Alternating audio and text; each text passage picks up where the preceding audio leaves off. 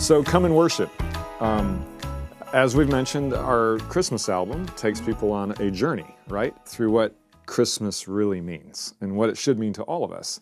So this is the first song after, within the album, after we talk about how difficult life can be when the bells, I hear the bells are ringing, and I heard the bells on Christmas Day. And what's really cool, which wasn't planned, but on this song, our producer, Jacob Stanifer, put steel drums that are almost sound like bells at the beginning of this song. I used to start out. Totally sounds like we're in Antigua, back in the Caribbean. Yeah. No, on a side note, so I used to work with Stacy's husband, Fred, in finance, and our families used to be sent to Antigua. Yeah, so it does kind of remind me of that. Yeah, so Fred and I work different jobs now, but yeah, it's kind of neat how life goes. But I love this song, Come and Worship, and I love how we just sang a song called I Heard the Bells on Christmas Day. And when that song ends, then it goes straight into these steel drums, and it's very unique sound at the beginning, almost like a bell, really.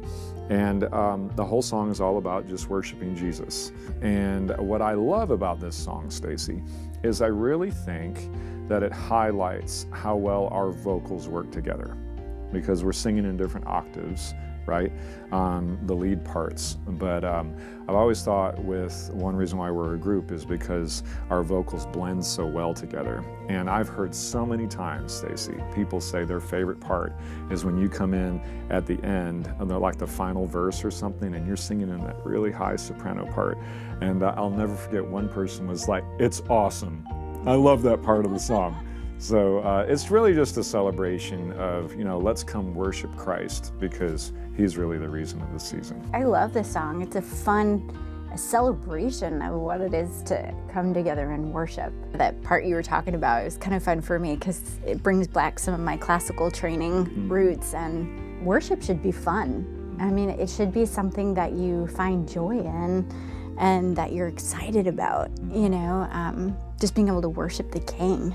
Another thing about Come and Worship I love about this song is how versatile, I should say, the vocals turned out. And Stacy, you in our group have the most versatile vocals. And I love how our producer always has a lot of your harmonies, and you'll do multiple harmonies. And in this song, I love how you're singing an octave above me in soprano at certain parts, and then you have that part that I'd mentioned just a second ago. That's really neat, where it really highlights those beautiful soprano tones. But yeah, it's almost like your voice really kind of pulls everything together. We love doing that, and I love doing that. Seeing, and with Jacob, just seeing how many different layers we can build into something, because it just brings a different dynamic and different emotion to a song, I feel like.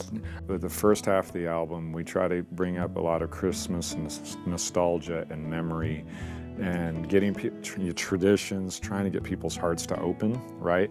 And then we hit them with the part where sometimes life is hard. But in this song, Come and Worship, we transition people. Let's get off the traditions, get off the hard times, get off the questions, and let's start giving people the answer.